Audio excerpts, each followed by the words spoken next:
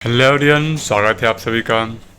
तो बिहार के third round का सीट मैट्रिक्स आ गया है और आप लोगों ने देख भी लिया होगा क्योंकि मैंने टेलीग्राम चैनल पे डाल दिया था। और सीट मैट्रिक्स में सीट काफ़ी कम आया है। काफ़ी कम मतलब जितना उम्मीद था कि कम आएगा, लेकिन उससे भी ज़्यादा कम आया है। टोटल सीट जो 2023 में आया था वह 1000 प्लस सीट था, और इस बार टोटल सीट आया है वो ओनली एंड ओनली 299 आया है, जो कि काफ़ी शॉकिंग है।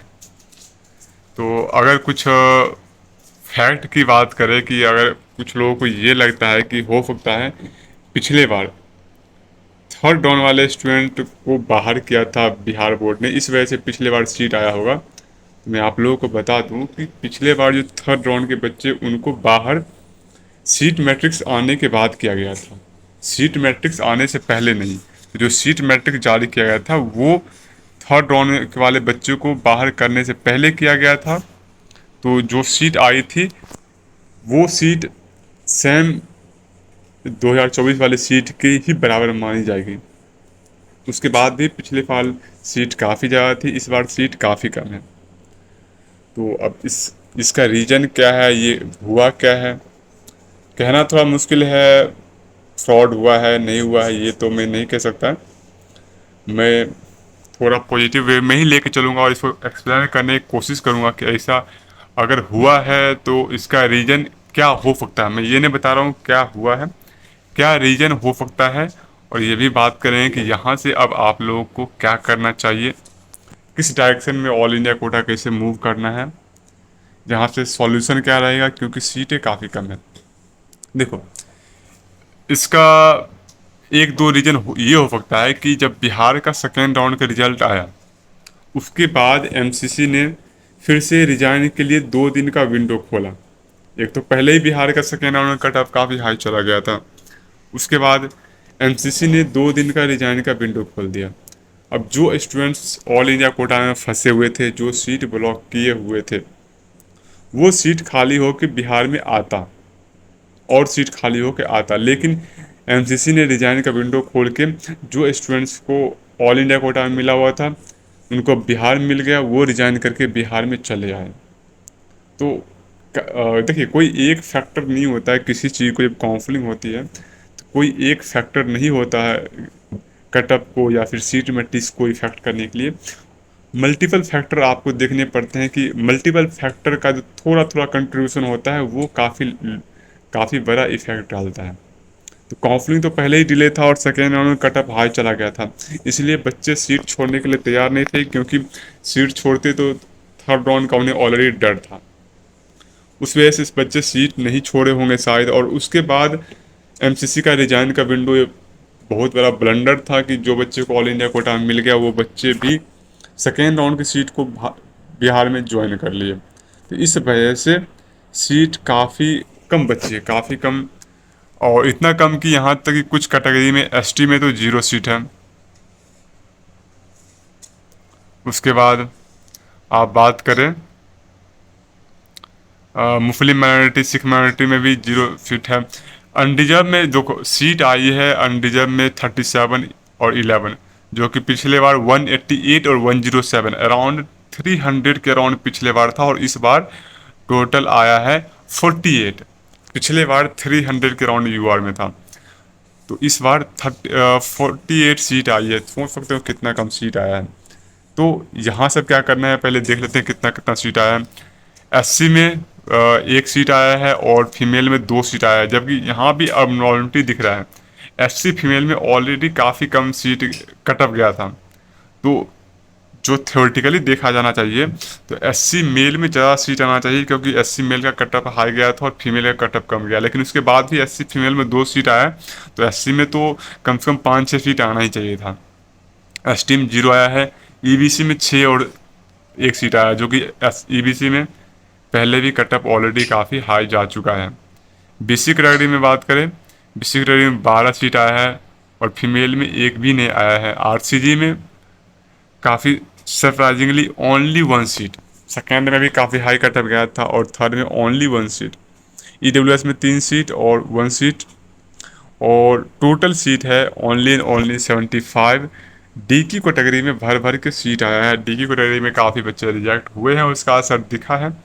तो डी की कैटेगरी में कटअप डाउन जाने के अच्छे खासे चांस है। सिर्फ फ़ायदा हुआ है तो ओनली एंड ओनली डी की कैटेगरी का, अदरवाइज किसी को भी फ़ायदा नहीं हुआ है, नुकसान ही हुआ है। यहाँ से एक पॉजिटिव पॉइंट भी आप लोग के लिए है। पॉजिटिव पॉइंट ये है कि अब चूंकि सीट मैट्रिक्स कम आया है, बिहार का सेकेंड राउंड में कटअप ऑलरेडी काफ़ी हाई जा चुका है। तो जो बच्चे बिहार के सेकेंड राउंड में अपग्रेड किए हैं, ठीक है, जो बच्चे बिहार के सेकेंड राउंड में कॉलेज अपग्रेड किए हैं बट उन्हें ऑल इंडिया कोटा के थर्ड राउंड में कोई ना कोई सीट मिला है, वो अब कंपेयर करेंगे बिहार का सेकेंड राउंड और ऑल इंडिया कोटा का थर्ड राउंड। क्योंकि बिहार का सेकेंड राउंड और बिहार का थर्ड राउंड में लगभग लगभग सभी बच्चों को सीट अब सेम ही रहने वाला है। ज़्यादा अपग्रेड होगा नहीं किसी का, और किसी का अपग्रेड होगा भी तो अपग्रेड उसका होगा जिसको 2 4 या मैक्सिमम 5 7 रैंक से कोई कॉलेज छूटा है।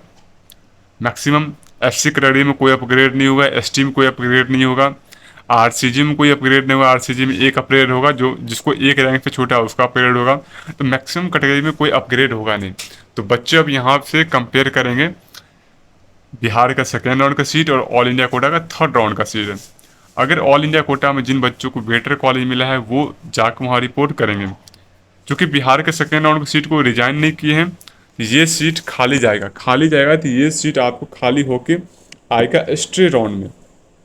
तो बेनिफिट जो बिहार के लोअर मार्क्स वाले बच्चे हैं तो उनको होगा स्ट्रे राउंड में इस बार कुछ न कुछ सीट खाली होके इस वजह से आएगा।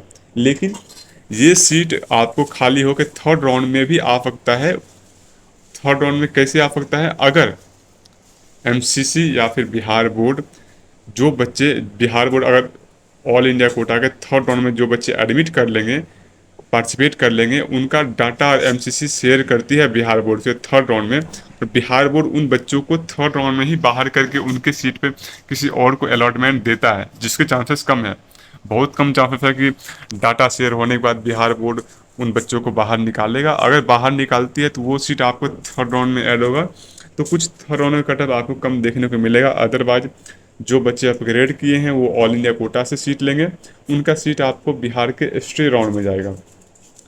तो कुल मिला के सेकेंड राउंड का कटअप और अपग्रेडेशन का असर आपको थर्ड राउंड में दिख रहा है, और थर्ड राउंड में कटअप काफ़ी लो नहीं जाएगा जो उम्मीद किया जा रहा था कि।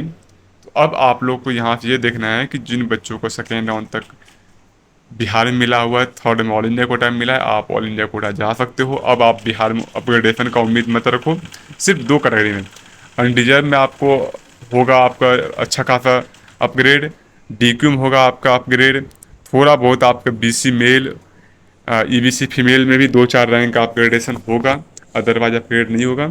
और जो बच्चों को बिहार के थर्ड राउंड में सीट नहीं मिलेगा, मैं आप लोग को बता दे रहा हूँ कि आप ऑल इंडिया कोटा के स्ट्रे में सारे कॉलेज चॉइस फिलिंग में डालना। जिन बच्चों को बिहार के थर्ड राउंड तक सीट नहीं मिला है, आप ऑल इंडिया कोटा का स्ट्रे होगा तो सारे कॉलेज चॉइस फिलिंग में डालना। अदरवाइज ऐसा ना हो कि बिहार के स्ट्रे में भी आपके कैटेगरी में सीट ही ना बचे और आप इंतज़ार करते रह जाओ। जिनको बिहार के थर्ड राउंड तक कोई सीट नहीं मिला, किसी भी हालत में, चाहे आप जाना चाहो ना जाना चाहो, आप ऑल इंडिया कोटा के स्ट्रीम में सारे कॉलेज डालना। और एक रूल और ध्यान रखना, ऑल इंडिया कोटा के स्ट्रीम में सारे कॉलेज डालोगे तो आप, अगर आप ड्रॉप लेना चाहते हो कि नहीं हम अगले साल की तैयारी करना चाहते हैं, तो ऑल इंडिया कोटा के स्ट्रीम में सारे कॉलेज मत डालना।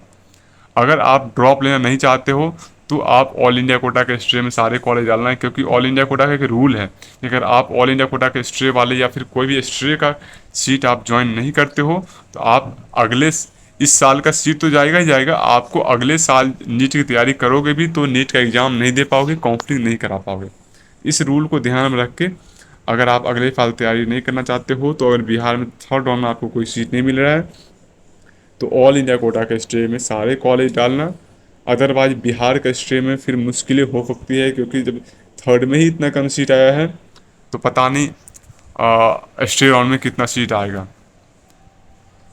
प्राइवेट की बात कर लेते हैं। प्राइवेट में हालांकि प्राइवेट में तो पहले से उम्मीद था कि प्राइवेट में सीट कम आएगी, फिर भी उम्मीद के अकॉर्डिंग ठीक ठाक ही सीट आई है। प्राइवेट में तो 11 सीट यूआर में आ गया, ये काफ़ी है। इतना सीट आने की भी उम्मीद नहीं थी। एनआरआई में 99 सीट है।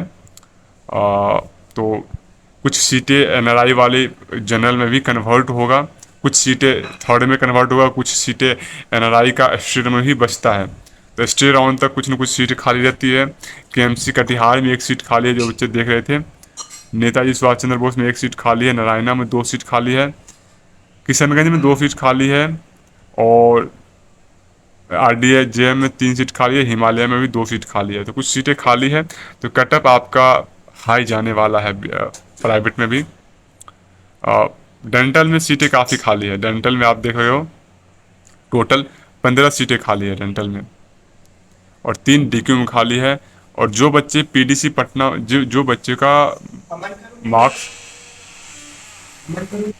जो बच्चे का मार्क्स बॉर्डर लाइन पे है और पीडीसी पटना चाहते हो, तो अगर आप एमबीबीएस के लिए रिस्क लेते हो इस राउंड तक का, तो पीडीसी पटना को हो सकता है कि सीट भर जाए। तो आपको सोच समझ के रिस्क लेना है। अगर पीडीसी पटना के लिए जाना चाहते हो तो आपको थर्ड राउंड में जाना पड़ेगा।